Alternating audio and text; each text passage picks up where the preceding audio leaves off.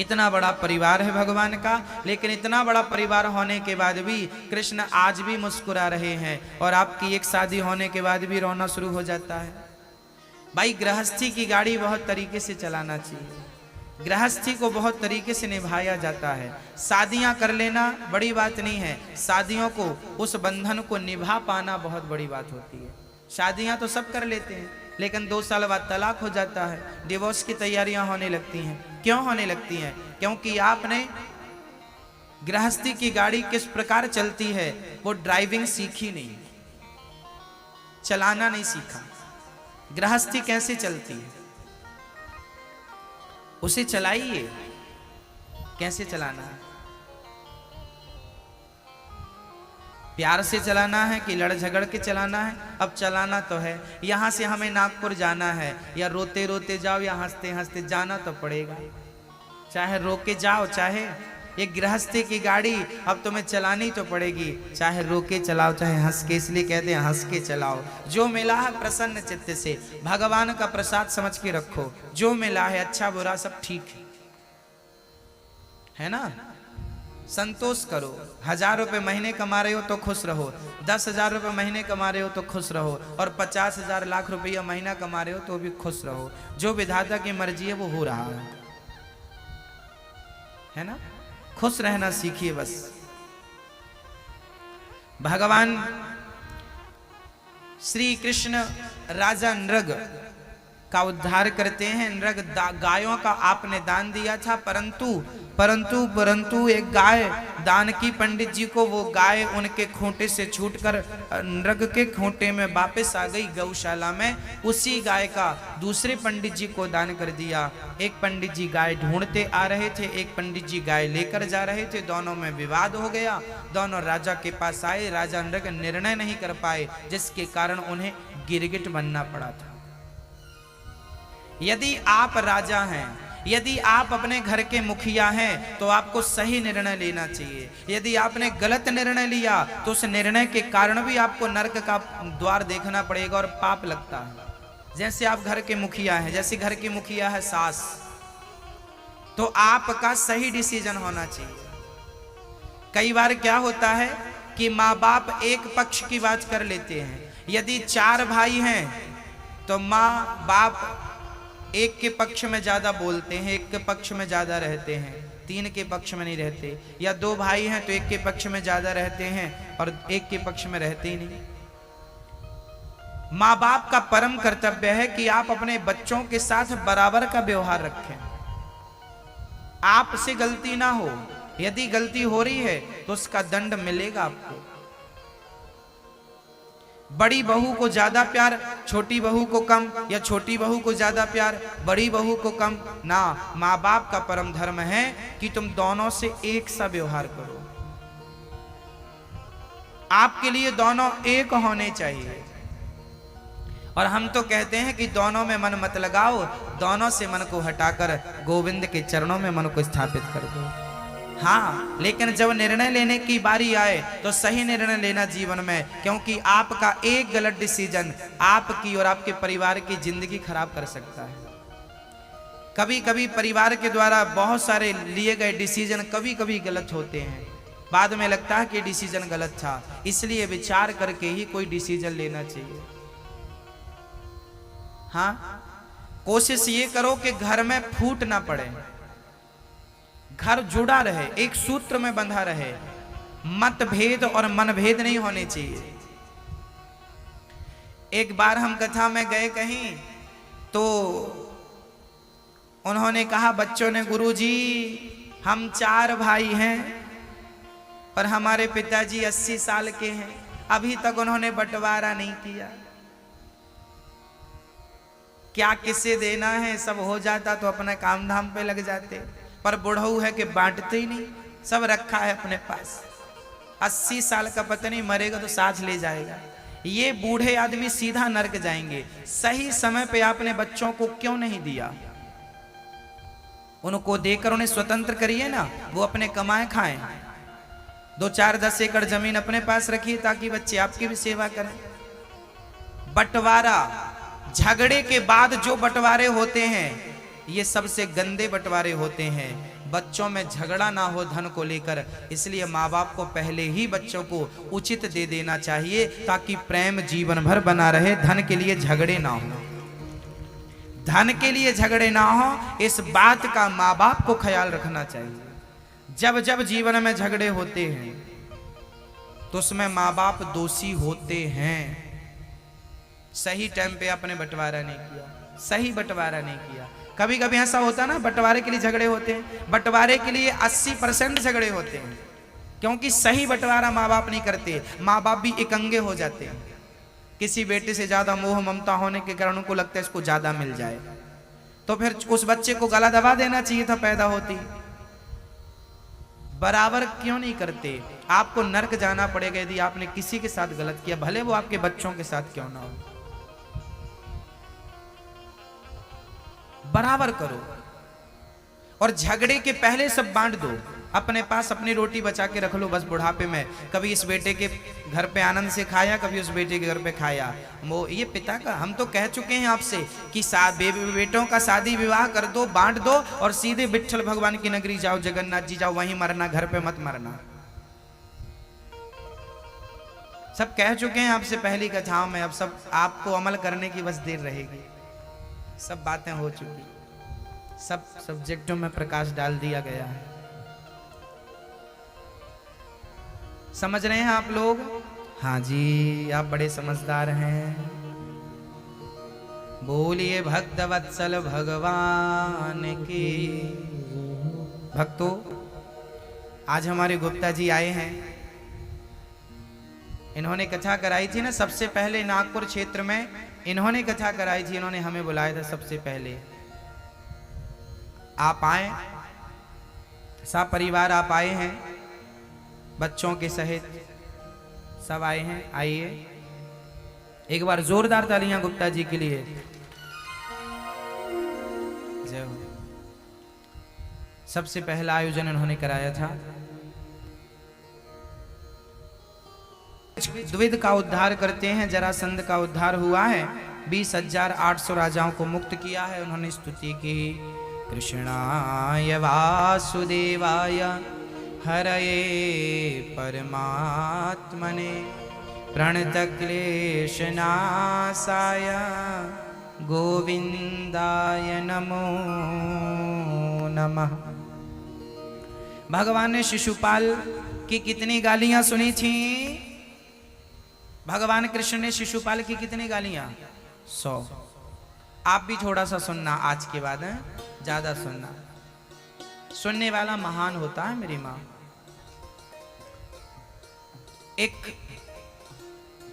एक बार क्या हुआ, एक आदमी ने घर में झाड़ू लगाई और पूरा कचरा बाजू वाले के घर पे डाल दिया। पर बाजू वाला वैसा नहीं था, बड़ा समझदार था। उसने देखा कि पड़ोसी ने मेरा घर गंदा कर दिया, कोई बात नहीं। उन्होंने झाड़ू लगाई, कचरे को डस्टबिन में डाला और बढ़िया आम, अंगूर, केला, अनार, सेव, पपीता निकाला और पड़ोसी के घर चला गया। साहब जी ये लो फल खाओ, गांव से आए हैं, बच्चों को खिलाना। अब सामने वाला आदमी पानी पानी हो गया। उसने कहा, भाई साहब मैंने आपके घर में कचरा डाला और आप हमें फल दे रहे हैं। तब उन्होंने कहा कि आपके पास कचरा था तो आपने हमें कचरा दिया, हमारे पास फल थे तो हमने आपको फल दिया। जिसके पास जो होगा वो वही दे सकेगा। जरूरी नहीं है कि सामने वाला जैसा व्यवहार आपके साथ करता है आपको भी उसके साथ वैसा ही व्यवहार करना पड़े, या जरूरी ना। वो अपने स्वभाव में स्थित है, उसका वो दुष्ट है, तो क्या आप भी दुष्ट बन जाएंगे? मेरी मां,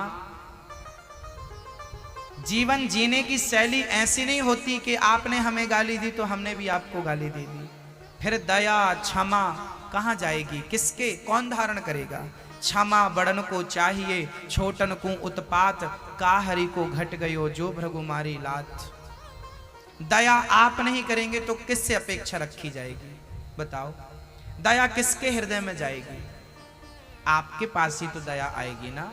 सत्य, सत्य की उम्मीद क्या हम कुत्ते से करें? क्या हम कुत्ते से कहें कि भाई कुत्ता तू सच बोल? क्या सच की उम्मीद कुत्ते से की जा सकती है? क्या सच की उम्मीद सुअर से की जा सकती है?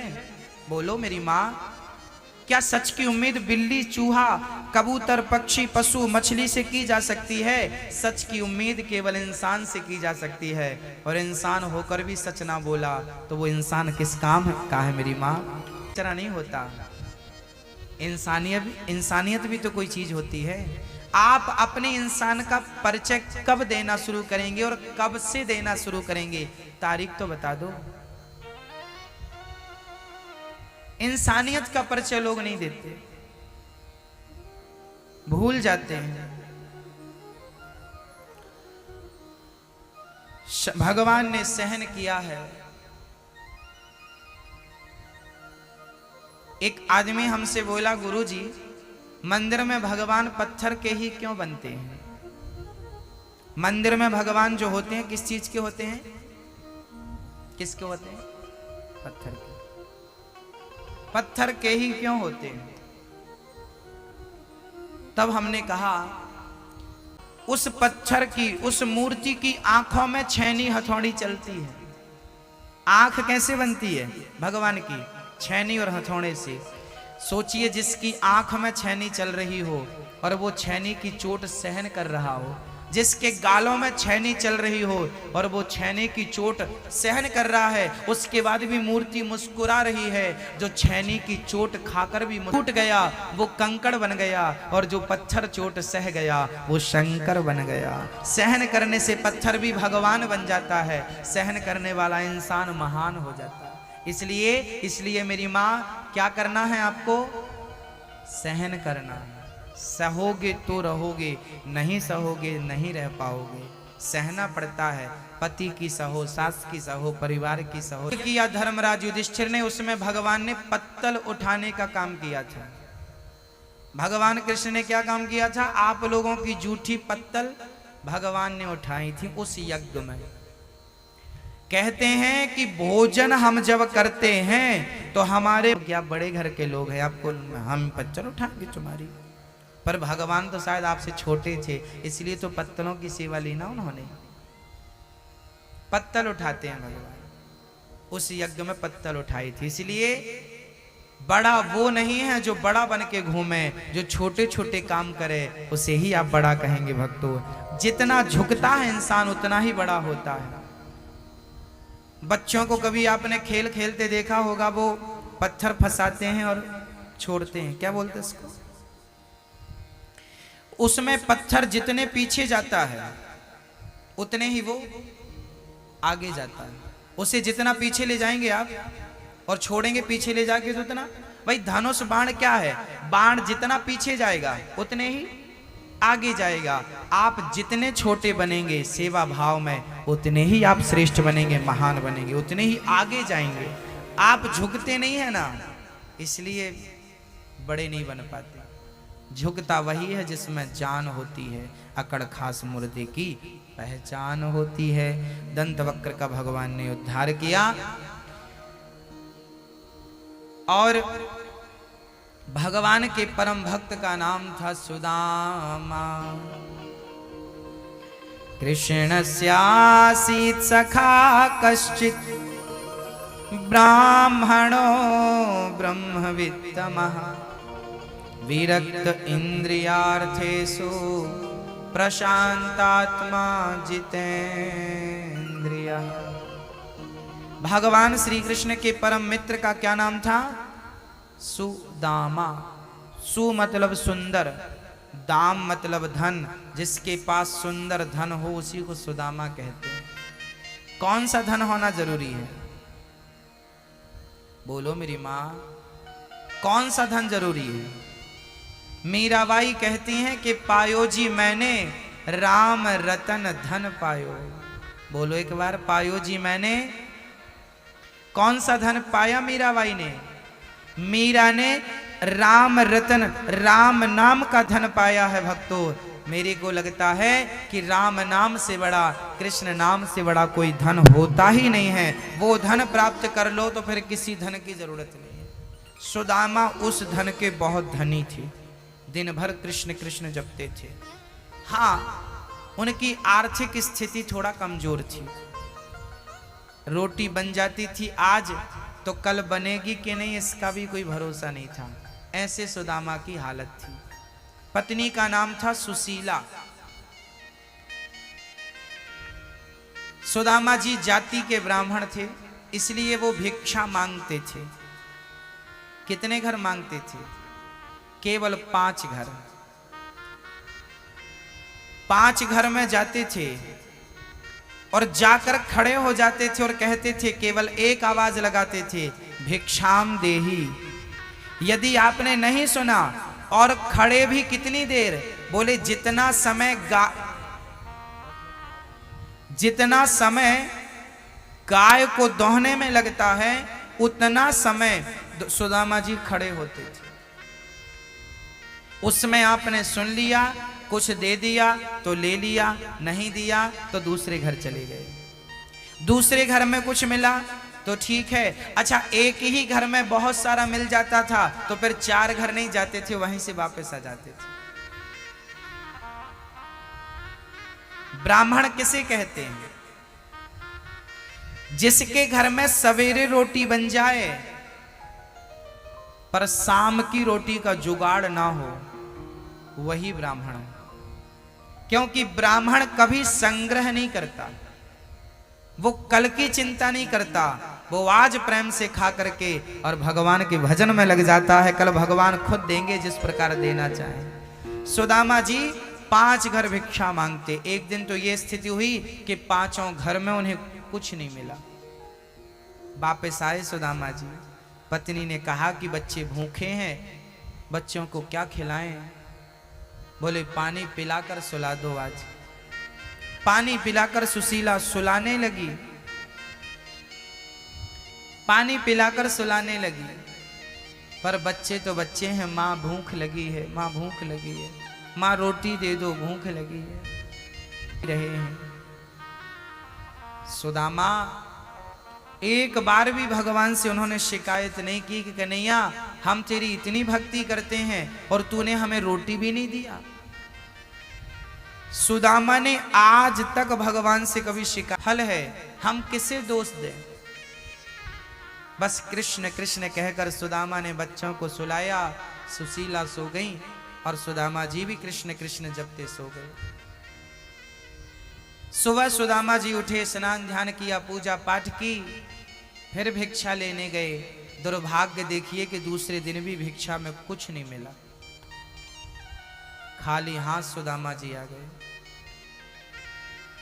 केवल भिक्षा पर ही उनका परिवार चलता था। आज भीख नहीं मिली, भिक्षा नहीं मिली, खाली हाथ आ गए। बच्चे भूख से तड़पने लगे, व्याकुल हो गए। अब विचार करिए, एक छोटी सी कल्पना करके देखिए कि आपके घर में चूल्हा ना जल रहा हो, रोटी ना हो और बच्चे भूख से तड़प रहे हैं। क्या उस हाल में तुम कृष्ण कृष्ण जपोगे? गालियां देने लग जाओगे? कैसा भगवान है, बच्चों को भूखा रखता? यदि तू है तो मेरे बच्चों को भूखा क्यों रखा? 1000 प्रश्न खड़े कर देंगे। पर धन्य थे सुदामा जी कि ऐसी विषम परिस्थिति में भी उन्होंने भगवान को नहीं छोड़ा। भूखा रहना, प्यासा रहना, धन मिलना ना मिलना, ये हमारे कर्मों पर और भाग्य पर आधारित है ना। पर भगवान भी तो परीक्षा लेकर देखते हैं ना। ये सुदामा जी की परीक्षा थी, उनके धैर्य की परीक्षा थी, उनके धीरज की परीक्षा थी कि उनका धीरज टूटता है या नहीं। जीवन में जब विषम परिस्थिति आए तो समझ लेना कि भगवान आपको भी कसौटी में कस के देख रहे हैं, आपकी भी परीक्षा ले रहे हैं। आप यदि आज मित्र आ गए, उन्होंने कहा कि मेरी पहचान एक बड़े राजा से है, यदि तुम उनकी तारीफ में कुछ पंक्तियां कविता सुना दोगे तो राजा तुम्हें ढेर सारा सोना देगा। जबरदस्ती पकड़ कर ले गए और सुदामा उस राजा के सामने जब गए तो राजा से सुदामा ने कह दिया कि राजन इतना गुरूर मत कर। सुदामा ने कहा कि कल राजा कोई और था, कल होगा कोई और, इसी एक के शीश पर सदा रहे नाम, कि भजले हरि हरि मनवा। राजन, तू भगवान का नाम हरि हरि जप, तू अपनी झूठी प्रशंसा क्या सुन रहा है? कल कोई और राजा था, कल कोई और राजा होगा, तेरे जैसे कितने आए मिट्टी में मिल गए। राजा को सुदामा ने उपदेश कर दिया तो राजा ने उठाकर पटक दिया सुदामा को, अपने सैनिकों से खूब मरवाया, सीढ़ियों से गिरा दिया। सुदामा जी का बुढ़ापा था, शरीर में घाव हो गए, कृष्ण कृष्ण कह के घर और आ गए। अभी तो भीख ही नहीं मिल रही थी, अब तो शरीर में घाव और हो गए। अब सुदामा जी घर पे हैं और बीमार पड़े हैं, घाव हो गए शरीर में, राजा ने बहुत मार लगवाए। क्या उन्हें नजर नहीं आता कि हम भूखे हैं, आप भूखे हैं? अरे हम लोग तो बड़े हैं, सहन कर लेते हैं, उन बच्चों को तो देखिए, 2 दिन हो गए घर में चूल्हा नहीं जला। सुदामा बोले, सुशीला भगवान कल जरूर देंगे, कल भिक्षा लेने जाऊंगा, कल जरूर मिलेगा। आज फिर निकल गया। दूसरे दिन हुआ, सुदामा जी भिक्षा लेने गए। संयोग से आज किसी ने भंडारा किया था, तो बढ़िया खीर का प्रसाद लेकर सुदामा जी आ रहे थे। खीर का प्रसाद लेकर जब आ रहे थे, बड़े खुश कि आज बच्चों को पेट भर खीर खिलाऊंगा। और जैसे ही वो आए तो क्या हुआ, 2 सांड आपस में लड़ रहे थे और सांड लड़ते लड़ते सुदामा के पास आए। सुदामा को बुढ़ापे में धक्का लगा, पूरी खीर गिर गई, कुत्ते आकर उस खीर को चाटने लगे। सुदामा फिर आ गए। पत्नी ने कहा, आज क्या मिला? बोले, खीर मिली थी, पर दुर्भाग्य से वो कुत्तों के नाम की थी, जिसकी थी, जिसके भाग्य में थी उसने खा लिया, शायद हमारे भाग्य में आज भी कुछ नहीं है। फिर वो कृष्ण कृष्ण जपने लगे, कृष्ण कृष्ण। ऐसी स्थिति में भला कौन जाप करता है भाई? कौन कृष्ण को याद करता है? सुदामा ने किया। लोग कहते हैं सुदामा गरीब थे इसलिए भगवान मिले। भक्तों, यदि सुदामा जैसी गरीबी में भगवान मिलते तो आज भी सुदामा जैसे गरीब, जिनके घर में रोटियां नहीं। अब भगवान द्वारिकाधीश को रहा ना गया, उनकी आंखों में आंसू आ गए। सुदामा, इतना कष्ट उठाकर भी तूने मेरी भक्ति नहीं छोड़ी। आज ब्राह्मण का रूप बनाकर सुदामा जी आ गए और सुदामा घर पे थे नहीं, सुशीला थी। ब्राह्मण ने मांगा, भगवान विप्र बनकर आए हैं, भिक्षाम देही। सुशीला बाहर आई, ब्राह्मण देवता 3 दिन से घर में चूल्हा नहीं जला, हम आपको अन्न का एक दाना नहीं दे सकते, हाँ पानी जरूर पिला सकते हैं। तब भगवान बने ब्राह्मण ने कहा कि सुशीला, आपके सुदामा की तो मित्रता कृष्ण से है, तुम द्वारिकाधीश क्यों नहीं भेजती हो अपने पति को? आज पहली बार सुशीला को यह बात पता चली कि मेरे पति के मित्र भी हैं कृष्ण। सुशीला ने कहा, स्वामी जी आप द्वारिक। सुदामा जी ने कहा, सुशीला क्या मैंने इतनी जो भक्ति की है, कैसे भक्ति के बदले क्या मैं भगवान से रोटियां मांगूंगा? क्या मेरा मांगना शोभा देगा? यदि मैंने भगवान से कुछ मांग लिया ना सुशीला, तो मैं मजदूर हो जाऊंगा, क्योंकि मजदूर मजदूरी करता है, बाद में पगार ले लेता है। तो मैंने भी भक्ति करी और बदले में रोटियां मांग ली, कुछ मांग लिया, तो मैं मजदूर हो जाऊंगा। सुशीला, मैं द्वारिका नहीं। रोने लगे और दर्शन की चाह लेकर सुदामा जी घर से चल पड़े। खाली हाथ कैसे जाते ये भी समस्या थी कि मित्र के घर खाली हाथ कैसे जाऊं। तब सुशीला 4 घर से 4 मुट्ठी चावल उधार मांग कर लाई है कि कभी भगवान हमें देंगे तो हम तुम्हारे 4 मुट्ठी चावल वापस कर देंगे। सोचिए, इतना बड़ा भगत और 3 दिन से चूल्हा नहीं जला था। क्या आप में से किसी की स्थिति सुदामा जैसी है? आप लोग सुदामा से अच्छे हो के नहीं? धन दौलत में अच्छे हो भक्तों, पर भक्ति प्रेम में उतने अच्छे हो जाओ तो आनंद ही आनंद है। सुदामा जी कृष्ण कृष्ण कृष्ण कृष्ण कहते हुए द्वारिका की तरफ चल पड़ते। चले श्याम सुंदर से मिलने सुदामा, गाते हुए मन में हरे कृष्ण। चल पड़े सुदामा कृष्ण कृष्ण कृष्ण कृष्ण जपते हुए। चलते चलते चलते चलते पाँव में कांटे, चप्पल जूता तो था नहीं, पाँव में कांटे चुभ गए, बड़े बड़े कांटे। सुदामा जी एक पेड़ के नीचे बैठ गए। रास्ता भी तो पता नहीं था, पहले तो पगडंडियां हुआ करती थी, कोई हाईवे तो था नहीं। सुदामा जंगल पार कर रहे थे, पेड़ की छांव में बैठे थे, बस कृष्ण कृष्ण जपते। तब भगवान कृष्ण ने द्वारिका से देखा कि मेरा भक्त घर से निकल गया है, अब उसे मन रख के चलिएगा, मिलेगी जरूर। हाँ,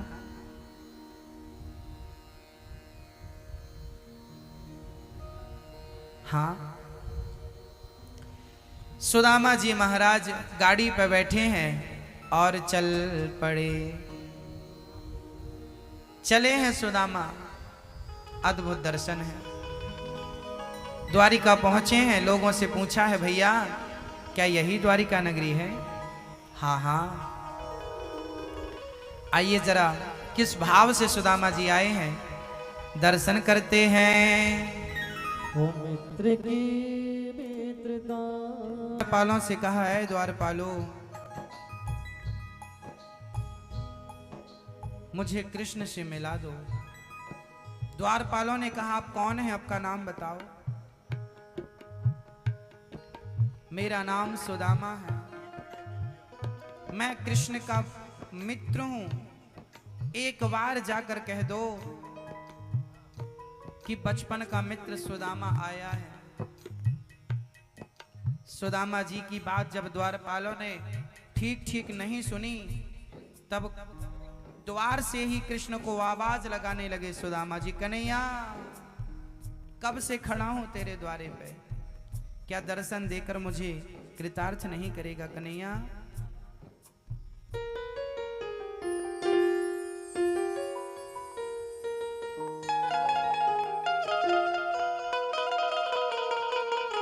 कब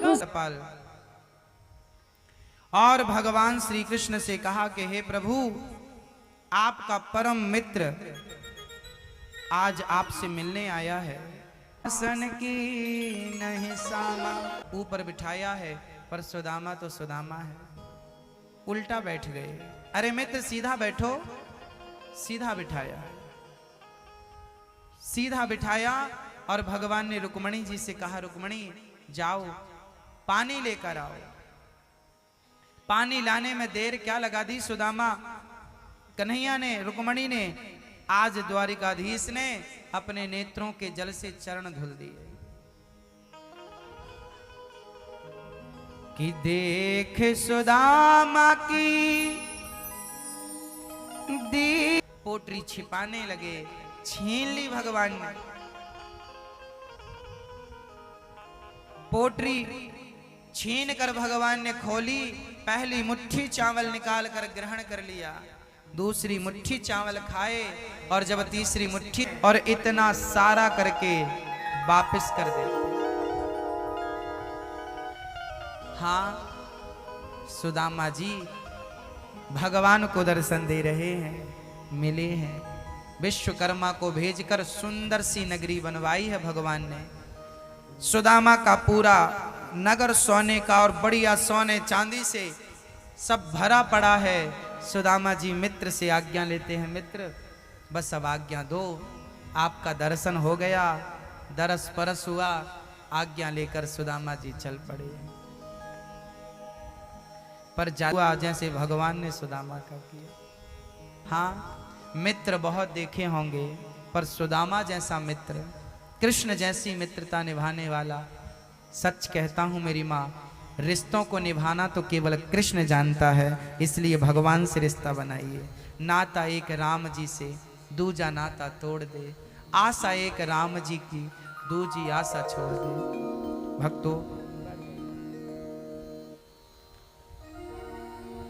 भक्तों, जैसे सुदामा जी को 2 मुट्ठी चावल लेकर भगवान ने 2 लोकों की संपत्ति दे दी है, सुदामा को भी पहले देना ही पड़ा ना। क्या बिना दिए सुदामा को वापस मिला? पहले देना पड़ा। जैसे सुदामा को पहले देना पड़ा, फिर भगवान ने दिया, ऐसे भक्तों पहले देने की शुरुआत आपको करनी पड़ेगी। जब आप इतना सा दान करेंगे तो उसी दान को भगवान कई गुना बढ़ाकर आपको वापस कर देंगे। ओ मैया, ओ प्यारी मैया, पंचायती मैया सुन लो। करने वाला इंसान होता है भक्तों, पर ये तो बताओ कि आपको और आपकी माँ को किसने बनाया है? इंसान की बनाई मूर्ति को भगवान कहते हो, और भगवान ने जिन इंसानों को बनाया उनका अनादर करते रहते हो, घर से निकालते रहते हो। निकाल दे रहे हैं, क्या ये सही है मेरी माँ? इन वृद्ध माताओं के लिए आपको जो भी दान करना है, सहयोग करना है, आप लोग उस झोली में डाल सकते हैं। कुछ भक्तों ने वृद्ध माओं के लिए सहयोग किया है, आप उनके नाम श्रवण करें। जिन भक्तों ने सहयोग करना है आप अपना नाम लिखाएं। हमारे श्री विपिन बकाल जी की माँ श्री आशा महादेव बकाल जी अपने द्वारा एक वृद्ध माँ को एक कमरा बनवा रही हैं। जोरदार तालियां आपके लिए। मैया जी मंच पे आए। इन्होंने एक माँ को वृंदावन में कमरा बना करके वृद्ध माँ को देने का संकल्प लिया है, और 1 लाख रुपए का सहयोग कर रही हैं अभी, और बाकी धीरे धीरे आप करती रहेंगी। एक बार जोरदार तालियां आशा मैया जी के लिए। कुछ भक्तों ने सहयोग दिया। यदि आपको इस कार्य से जुड़ना है और वृंदावन में वृद्धाश्रम के लिए सहयोग करना है तो आप कर सकते हैं। बोलिए वृंदावन बिहारी लाल की जय, राधा रानी सरकार की। दोनों हाथ उठाकर एक बार बस आज का दिन है, आप भक्ति भाव से बोल दीजिए, कल से आपको कोई नहीं बोलेगा। बोलिए वृंदावन बिहारी लाल की। बहुत ही सुंदर, बहुत ये वृद्ध माताओं की सेवा सानिध्य में उस गिलहरी ने अपने शरीर को पानी में गीला किया और बालू में लेट गई। उसके शरीर में जो बालू लिपट गई उसी को जाकर वो सेतु पे झड़ा देती थी। राम ने देखा, राम ने कहा गिलहरी आप क्या कर रही हो? किसी के पांव के नीचे आ जाओगी तो दबकर मर जाओगी। तब उस गिलहरी ने कहा था कि राम, मैं इतनी बड़ी तो नहीं हूं कि बड़ी बड़ी शिलाएं रख करके आपके सेतु में सहयोग करूं, लेकिन मुझे लगता है कि आपके चरण बड़े कोमल हैं। यदि इतने नुकीले नुकीले पत्थरों पर आप चलेंगे तो चोट लग जाएगी। मैं चाह रही हूं कि पूरे सेतु पे बालू बिछा दूं ताकि आपके पांव में कोई चोट ना लगे, छाला ना पड़े। इतनी सी गिलहरी इतना बड़ा भाव लेके चलती है। उसने 2-4 कण डाल दिए होंगे सेतु में, तो आज तक उसका नाम लिया जाता है कि गिलहरी का भी योगदान था। बस मेरी माँ, आप और हम भी गिलहरी बन करके वृद्ध माओं की सेवा में अपना योगदान दें। ज्यादा ना सही, थोड़ा ही सही। आप किस योग्य हैं मुझे नहीं पता। एक माँ को गोद लेकर के आप एक माँ को जीवन भर भोजन दे सकते हैं। एक बार में 21,000 देकर नहीं तो आप 1000 रुपए महीने दे सकते हैं। 21,000 रुपए से आप हमारे जीवन भर मेंबर बन जाएंगे, और उसी 21,000 को बैंक में जमा करेंगे तो उसी के ब्याज से जीवन भर आपकी रोटी मेरी बूढ़ी माँ खाती रहेगी। आपका भोजन मेरी माँ वृंदावन में, बूढ़ी माँ, वो माएँ जिनको बच्चों ने निकाल दिया है, बहिष्कृत कर दिया है, जिनका अनादर हुआ है, उनको सम्मान वापस करिए। उनके सिर पे छत हो, उनके पास सब कुछ हो, और बीमार पड़े तो दवाई हो, वहाँ पर सारी चीज़ों की सुविधा होंगी भक्तों वृद्ध माओं के लिए। आप में से जिनको आवश्यकता है आप भी अपने बुढ़ापे के लिए वहाँ एक कमरा बनवा सकते हैं, बुढ़ापे को सुखमय बनाने के लिए।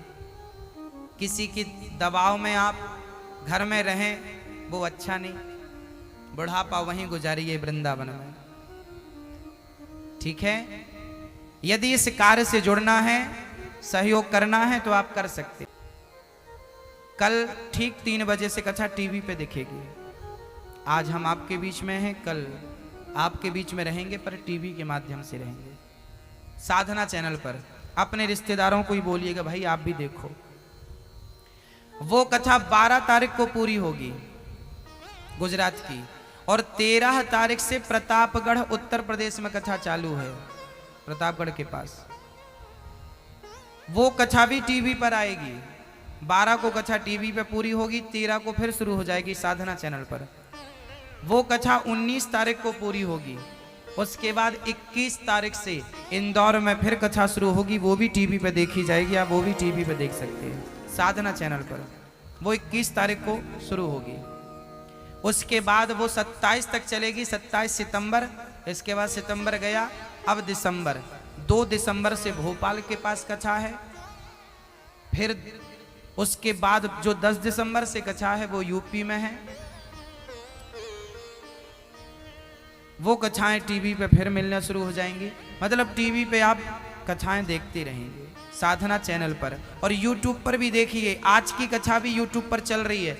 आज की कथा अच्छी लगी हो तो अपने रिश्तेदारों को भी यूट्यूब के माध्यम से सुना सकते हैं। हाँ,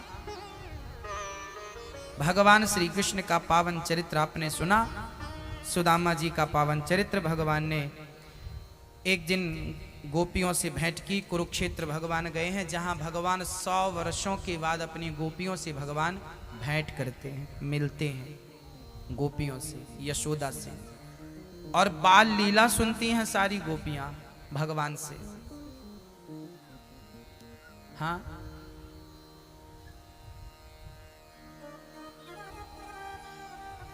भगवान कथा सुनते हैं तो शरीर पिघल जाता है।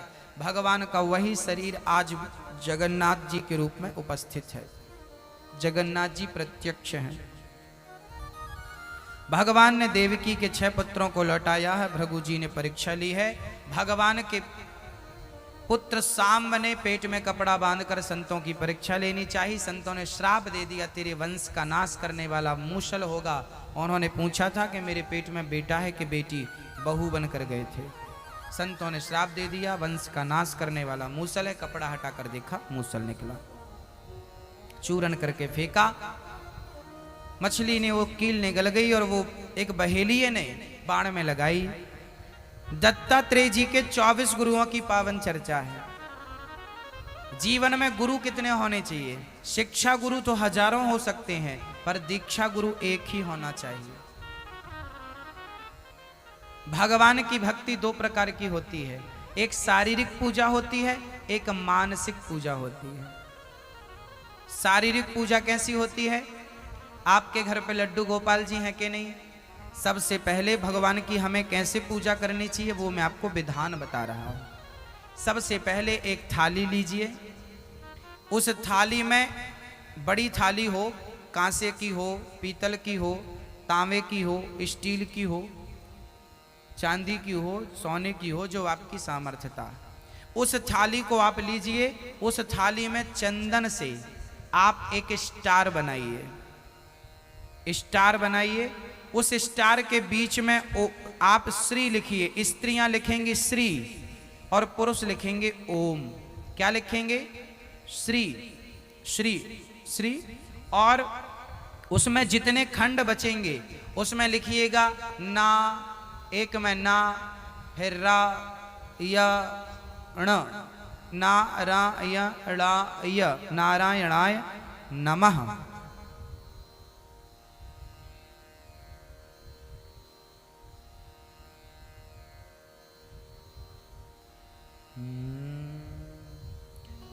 क्या लिखेंगे उसमें?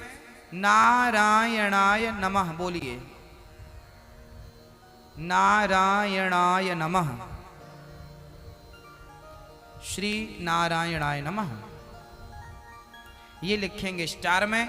और उसके बाद आप उसमें जल, उस थाली में जो लिखा है ये नारायण का स्वरूप आ गया उसमें। अब उसको स्नान कराइए। फिर तुलसी का पत्ता हर दल में, हर खंड में रखिए और उसके प्रणाम करके फिर कन्हैया जी को उस थाली पे बिठाइए। और फिर उनको बढ़िया गर्मी है तो ठंडा जल, ठंडी है तो गर्म जल से उनके पहले पांव धुलाओ, फिर हाथ धुलाओ, फिर कंधे पे पानी डालो, फिर सिर पे पानी डाल के भगवान को इस प्रकार स्नान कराओ। और स्नान कराते समय बोलते रहना है नारायणाय नमः, नारायणाय नमः, नारायणाय नमः, नारायणाय, बोलो नारायणाय नमः, नारायणाय नमः, नारायणाय नमः, नारायण। ये स्नान कराते समय बोलते रहिए। उसके बाद ठाकुर जी को उठाओ, एक बढ़िया से कपड़े से पोंछो और पोंछ करके बढ़िया से उनको बिठाओ, उनको कपड़े पहनाओ, बाल लगाओ, सिर में मुकुट लगाओ, तुलसी पत्ता चढ़ाओ, तुलसी का अर्चन किया करो। 11, 51, 21 तुलसी का पत्ता तोड़ो। और अच्छा, भगवान को जो स्नान के बाद जल बचाना, वो जल पी लो थोड़ा सा, चरणामृत है वो, और बाकी तुलसी जी में डाल दो। तुलसी से अर्चन करो ना। एक तुलसी पकड़ो, जैसे देखिए ये तुलसी पत्ते हैं हमारे पास, भगवान के ऊपर नारायणाय नमः, नारायणाय नमः, नारायणाय नमः, नारायणाय नमः, नारायणाय नमः, नारायणाय नमः, ये अर्चन हो गया। तुलसी से यदि भगवान का रोज अर्चन किया जाए और उसके बाद जो कामना की जाए, भगवान उस कामना को जरूर पूरी करते हैं, है ना। अर्चन करिएगा और जो के पानी पी लीजिए, है ना। आपके घर में कोई आए तो प्रसाद स्वरूप आप तुलसी दे सकते हैं, है ना। वो तुलसी बड़ी शुद्ध हो गई, तुलसी तो ऑलरेडी पवित्र है, वो तुलसी आप ग्रहण कर लीजिए, अर्चन जरूर करिए। उसके बाद भगवान को दूध का, मिश्री का भोग लगाइए, बढ़िया जितने बार खाइए भोग लगाओ, भगवान को पानी पिलाओ। और रात्रि के सोने के पहले भगवान का एक अपना छोटा गद्दा लो, तकिया लो, कंबल लो, बढ़िया ठाकुर जी का तकिया बिछाओ, बिस्तर लगाओ और कंबल चद्दर बिछा के ठाकुर जी को लिटाओ। भगवान को सुलाया भी करिए, आप अपनी तरह सुलाया करिए, मंदिर में सुलाइए, उठाइए, और बढ़िया छोटा सा पंखा लगाइए, गर्मी मच्छर ज़्यादा, मच्छरदानी लगाइए और प्रेम से सुलाइए। उनके पाँव दब करते करते बिस्तर में सो जाइए। सुबह जल्दी उठिए, फिर स्नान करिए, सूर्य भगवान को जल चढ़ाइए, उसके बाद फिर वही क्रिया चालू हो जाएगी। ये हो गई शारीरिक पूजा। मानसिक पूजा कैसी होती है वो भी बताते हैं। सभी लोग पालथी मार के बैठो। एक बात और है, आप में से जिनकी जो भी इच्छाएं हैं, आप अपनी इच्छाएं कागज में लिखिएगा। कोई भी इच्छा है आपके, किसी को बेटा पाना हो, किसी को बिटिया पाना हो, किसी को पैसा चाहिए, किसी को नेताजी बनना हो, जो भी आपकी अभिलाषाएं हैं, उसको एक कागज में लिख के, कागज को ऐसा मोड़ के, और जहां भगवान को आप बिठाते हो, गोपाल जी को, लड्डू गोपाल जी को, उनके चरणों के नीचे रख दो। कपड़ा बिछा होगा, आपने कुछ बिछाया होगा, उसके नीचे कागज। 15 मिनट तक रोज करो। यदि रोज आप कीर्तन करते हैं और तुलसी से रोज अर्चन करते हैं, तो मैं विश्वास से कह सकता हूं कि कागज में जो लिखा है बहुत जल्दी ठाकुर जी उस इच्छा को पूरी करें। लेकिन कीर्तन रोज करिएगा। नारायण श्रीमन नारायण नारायण, रोज कीर्तन करिएगा, करेंगे ना। इससे आपके घर में सुख शांति समृद्धि बनेगी, नेगेटिव वातावरण समाप्त हो जाएगा, पॉजिटिव वातावरण होगा, घर में सुख शांति आनंद का माहौल होगा, बढ़िया वातावरण होगा। करके देखिए, अच्छा लगेगा आपको। आइए हम मानसिक पूजा कैसी होती है वो भी करके बताता हूँ। सभी लोग रीढ़ की हड्डी सीधा करो, अपनी पालथी मार के बैठो और बिल्कुल सीधा और प्रेम से बैठ जाओ। आंख बंद कर लो और जैसा जैसा मैं कहूँ वैसी वैसी कल्पना करिएगा, भाव बनाइएगा। जैसा मैं कहूँ आप वैसा इमेजिन, भाव बनाइए, वो आपकी आंखों के सामने होना चाहिए। अपने आप को वहीं पहुंचाइएगा जहां मैं आपको पहुंचाना चाह रहा हूं। सभी लोग, काम चोरी कोई ना करेगा, आंख बंद करेंगे, आंख बीच में खोलेंगे नहीं। जो जो मैं कहूंगा उसमें गंभीरता से चिंतन करेंगे। आंख बंद करिए और भाव बनाइए कि हम वृंदावन जा रहे हैं। बड़ी सुंदर सी यात्रा हमारी चालू हो गई। हमारा प्रेम आप बढ़ाइए। और प्रेम पूर्वक हमने यमुना में आचमन किया। यमुना में बढ़िया अभाव भाव से स्नान करते हैं। एक बार डुबकी लगाई, 2 बार डुबकी लगाई, सूर्य भगवान को अर्घ दे रहे हैं। सूर्याय नमः, सूर्याय नमः, सूर्याय नमः। अब प्रेम पूर्वक हमने सुंदर से वस्त्र पहने और सीधा यमुना जी को प्रणाम करके सीधे बांके बिहारी जी का दर्शन करने चल पड़े। मन में कृष्ण कृष्ण का जाप चल रहा है और आ गई सुंदर से घुंघराले घुंघराले बाल, बड़ी बड़ी आंखें, मोर मुकुट मस्तक पर शोभा पा रहा है, कानों में सुंदर कुंडल लटक रहे हैं, पीला सा वस्त्र भगवान ने पोशाक धारण कर रखी है। बड़े प्रेम से अपने हाथों से कमल के पुष्पों की सुंदर सी आपने माला बनाई और आपने ठाकुर जी के गले में बांके बिहारी जी के गले पे पहना दी। बिहारी जी के संग अब राधा जी भी आकर खड़ी हो गई। हमने राधा जी का भी पावन दर्शन किया। सुंदर सी मुस्कान, सुंदर सी बांकी झांकी, इतना सुंदर दर्शन, इतनी सुंदर आंखें, इतना सुंदर पावन दर्शन करके हम धन्य धन्य हो गए। अब सुंदर सा माला राधा रानी को भी पहनाया और ठाकुर जी के लिए बढ़िया सोने का सिंहासन हम बना रहे हैं। बढ़िया सोने का सिंहासन है, उस पर राधा और कृष्ण को हमने बिठा दिया। अब भगवान कह रहे हैं कुछ खिलाओगे नहीं क्या? अब हम प्रेम से ठाकुर जी के लिए लड्डू बना रहे हैं मोतीचूर के। अब लड्डू देसी घी के बनाकर अपने हाथ से तुलसी का पत्ता डालकर भगवान को दे रहे हैं। अब भगवान वो लड्डू अपने हाथ से खा रहे हैं, हम अपने हाथ से खिला रहे हैं। भाव बनाइए कि आप अपने हाथ से भगवान को, राधा रानी को, कृष्ण को आप लड्डू खिला रहे हैं। अब भगवान बोले कि सब हमें ही खिलाओगे, तुम नहीं खाओगे। तब भगवान ने मेरे मुंह में भी एक लड्डू डाल दिया। अब हमने लड्डू खिलाकर बढ़िया दूध पिलाया, जल पिलाया और ठाकुर जी की सुंदर सी आरती उतारी। अब हमने राधा जी का एक चरण पकड़ा और श्याम सुंदर के एक चरण पकड़े और अपने मस्तक पर रख लिए और प्रार्थना की कि हे श्याम सुंदर, हे नंदनंदन, अब हमारे मस्तक पे आपके ये चरण सदा सदा के लिए बने रहें। ऐसा भाव बनाओ कि आपके मस्तक पर राधा रानी और श्याम सुंदर के चरण हैं। वो आपके मस्तक पर चरण पधरा कर आपको कृतार्थ कर रहे हैं। आप हाथ जोड़ के भगवान की स्तुति कर रहे हैं कि हे प्रभु, मैं पतित हूँ, मैं पावन, मुझे पावन कर दीजिए। हे प्रभु, हे श्याम सुंदर, हे नंदनंदन, हे भक्त वत्सल, हे पतित पावन, मैं आपकी कृपा के योग्य नहीं हूँ, मुझ पर कृपा करें। हे प्रभु, आप ही हमारी माँ हो। हे प्रभु, आप ही हमारे पिता हो, आप ही हमारे बंधु और आप ही हमारे सखा हो। हे श्याम सुंदर, हमारी इतनी ताकत कहाँ कि हम आपका दर्शन कर सकें। वो तो आपने कृपा की, तो आपने हमें अपना दर्शन दिया है। तो मोही हो चुका हूँ, मुझे निर्मोही बनाइए। हे गोविंद, हे दीनानाथ, मुझे काम क्रोध लोभ बहुत सताता है। हे प्रभु, काम क्रोध लोभ से मुझे बचा लीजिए। हे प्रभु, मुझे अपने चरणों में लगा लीजिए।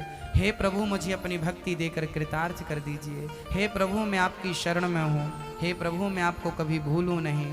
हे दीनानाथ, हे राधा रानी, मैं आपको कभी भूलूँ नहीं। ऐसी प्रार्थना करो और फिर जितनी लीलाएं भगवान ने की हैं उन लीलाओं का दर्शन करो।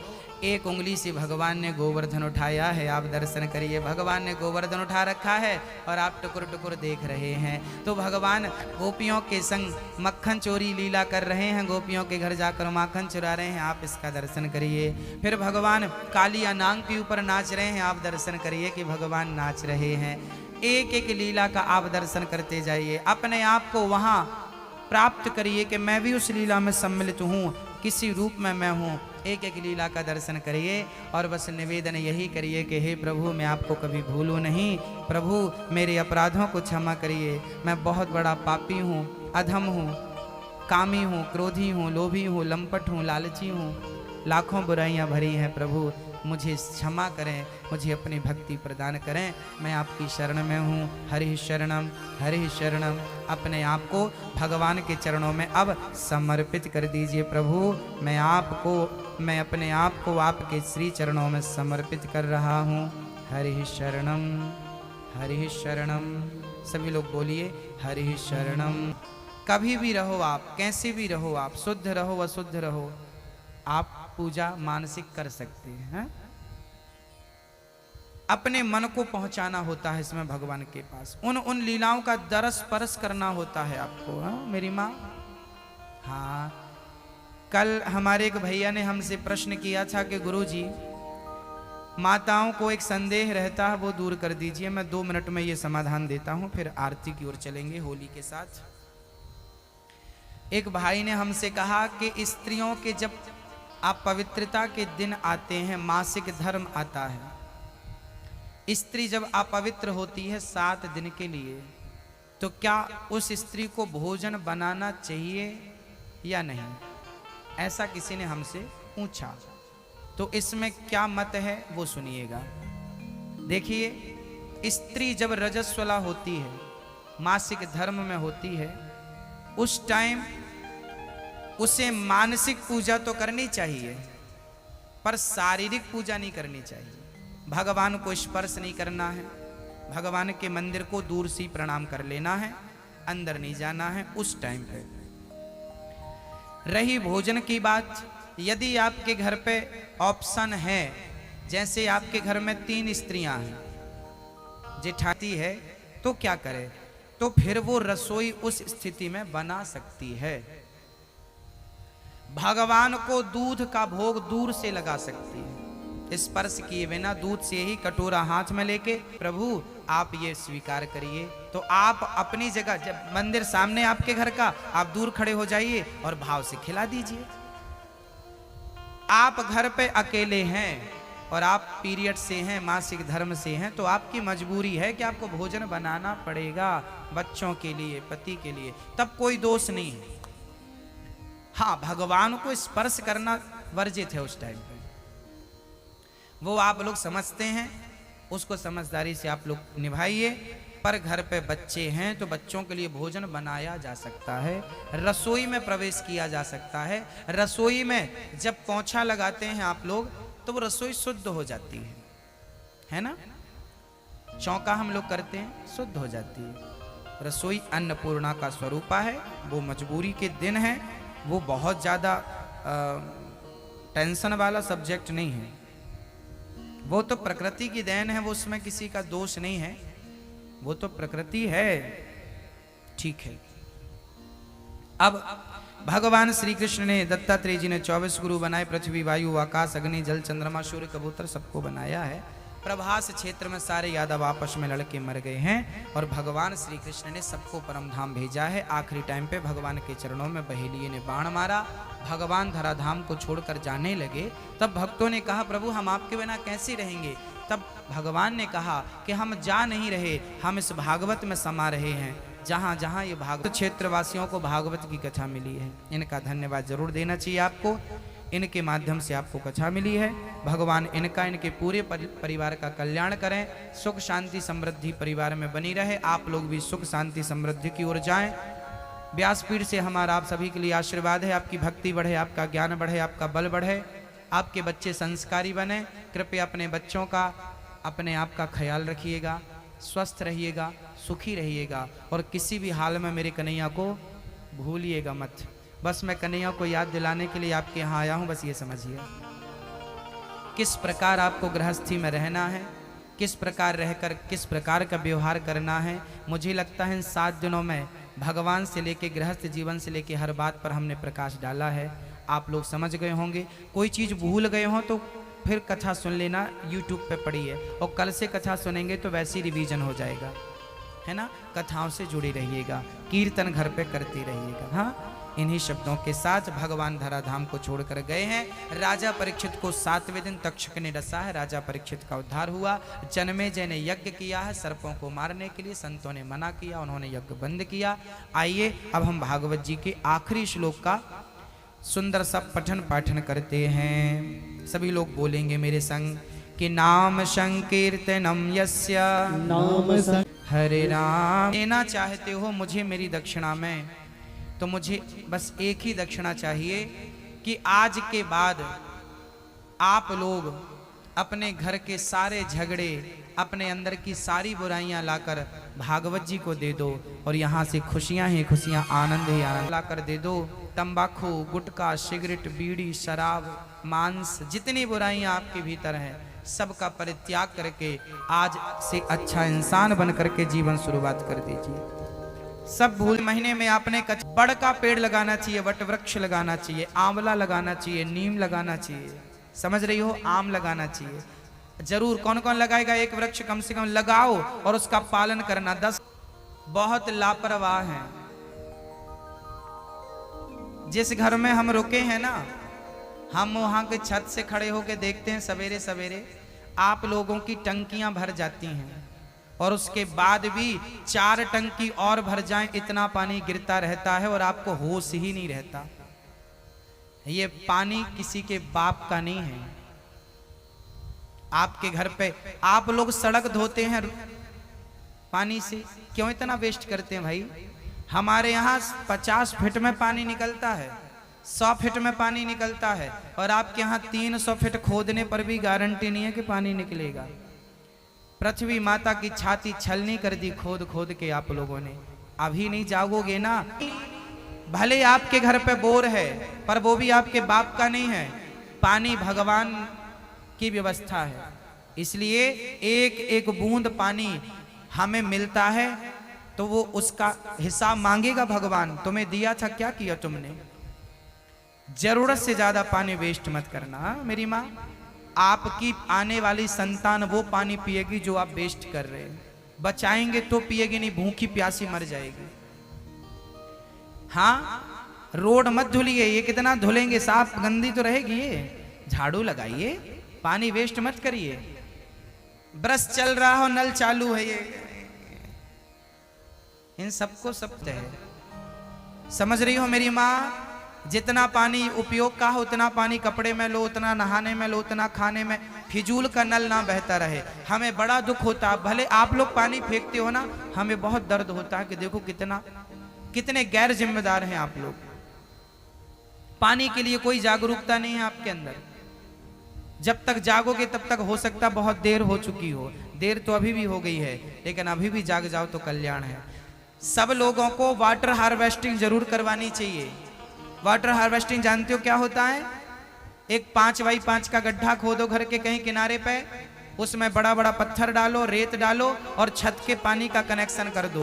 टंकी का पानी जो वेस्ट होता है उसका कनेक्शन कर दो। कभी बटन दबाना भूल गए, पानी बहेगा तो वो जमीन के अंदर में जाएगा। जब पानी बरसता है तो हजारों लीटर पानी छत पे आता है, और वो छत का पानी यदि सीधा जमीन के अंदर गया तो जमीन में पानी का स्तर ऊपर आएगा और पानी की समस्याएं खत्म हो जाएंगी। वो पानी सारा बह जाता है। किसी मेरी प्यास बुझाओ, और प्यास तब बुझेगी जब वाटर हार्वेस्टिंग होगी। वाटर हार्वेस्टिंग मतलब पानी, छत का पानी जमीन के अंदर जाना चाहिए। समझ रहे हो? समझदार हो आप लोग, समझ लेना। एक एक बात मैं नहीं बोल रहा हूँ, ये समझना कि भगवान ही आपसे बोल रहे हैं मेरे द्वारा कि तुम्हें ये करना है। आइए अब होली का दर्शन करते हैं, फिर आरती उतारते हैं। बोलिए बांके बिहारी लाल की। आइए फूलों में ठाकुर जी को सजाएंगे। हमारे जिन भक्तों को एक माँ को गोद लेना है ले सकते हैं, अभी भी कुछ नहीं बिगड़ा, एक माँ का सहारा बन सकते हैं।